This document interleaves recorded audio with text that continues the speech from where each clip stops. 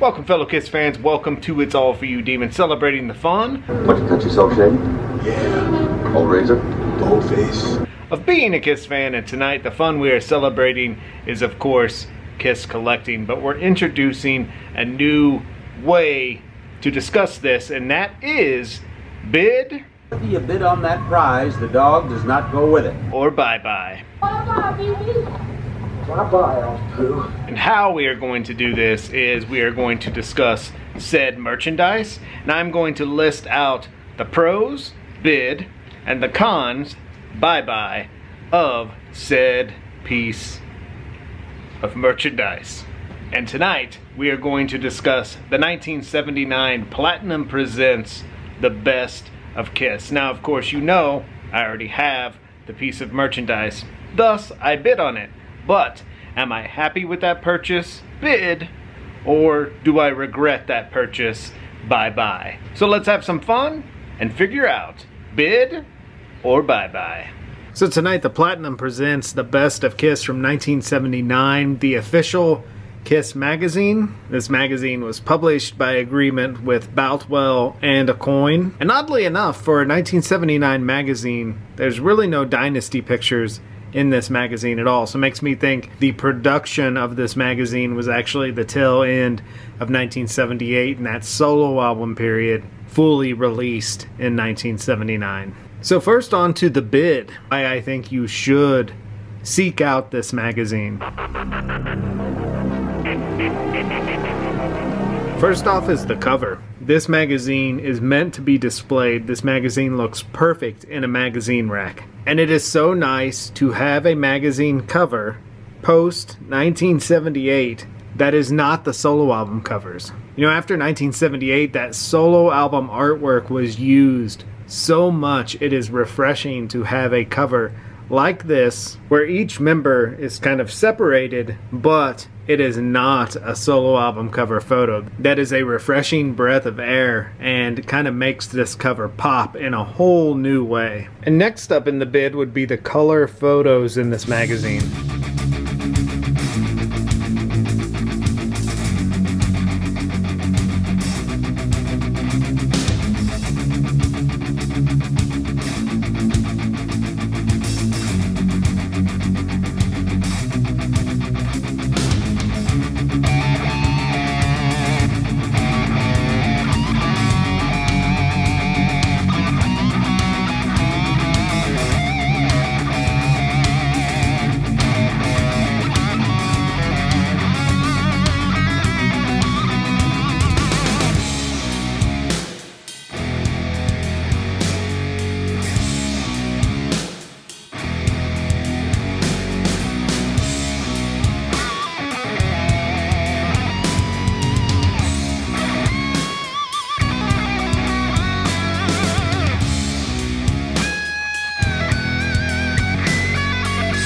Another great aspect of this magazine is it is very character focused or member focused. There are individual sections on each member of the band.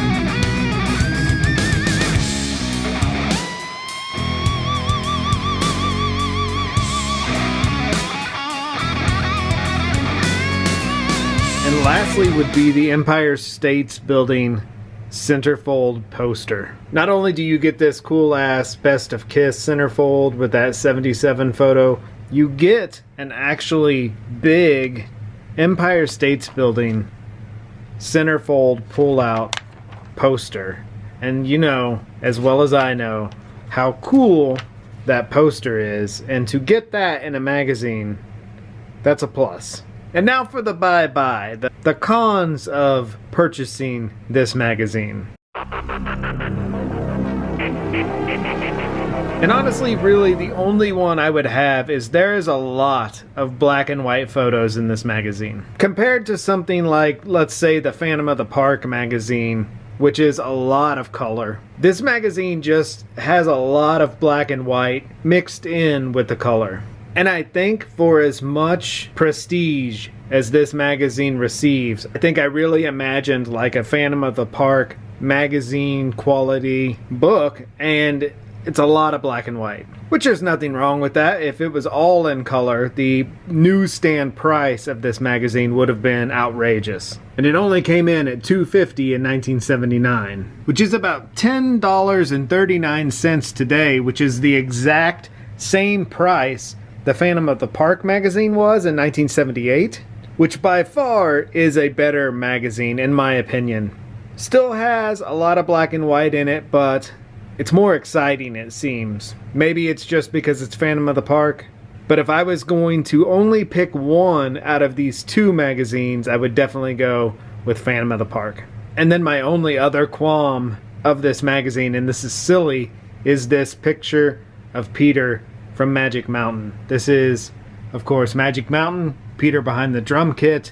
How do we know it's Magic Mountain? Because we can see the amusement park ride over there. I wish they would not have inserted this picture of Peter. I have never seen this picture of Peter behind his drum kit this angle before, and I would love to see that crowd and more of that amusement park parking lot crowd scene. But of course they inserted a picture of Peter over that. That would have been a cool ass centerfold. So, the Best of Kiss 1979, bid or ByeBye? I am going to give you a moment to think it over. All right, you've had your moment. This is a bid. Although not one of my favorite magazines, you have to look at it for what it is, and it's kind of the last hurrah of official Kiss magazines. This was it, because in America, the band's popularity was tanking in 1979. And so this is like the last kind of celebration of the band on newsstands. Pretty much until we hit that resurgence of Kiss magazines around the Hot in the Shade period. So I would say as a collector, yes, bid on this magazine. If you are a magazine collector, solely focused on magazines, I would definitely say this one has to be in your collection. And again, such a cool cover. It looks great on a magazine rack. And I think last week when I kind of ragged on this magazine a bit, I was still overcome with happiness, emotion for the TV superstar Kiss Mania magazine, which is still by far my choice for the coolest 1979 magazine, simply because it is so Woolworths. Now, the Best of Kiss. Still a very good magazine. I would definitely say bid. I wouldn't bid the bank, but I would definitely bid. Thank you for hanging with us tonight here in the Wax Night basement as we discuss bid or ByeBye on the Best of Kiss 1979. Definitely a bid. Pick it up. Don't bid the bank. Don't bid what Large Marge is worth. But definitely add this to your collection. Good magazine all around. Be good to your babies. Spay, neuter, microchip. Take care, be safe. Let your doggies nap. And we will talk some more bid or ByeBye with you soon. And then I want you to tell me whether you wish to bid on this showcase or pass it over to Gil. One. Yeah. Lay it on me. 6,200. You totally ruined that shot. I know. $6,200 for bid. All right, Deborah, this showcase is for you.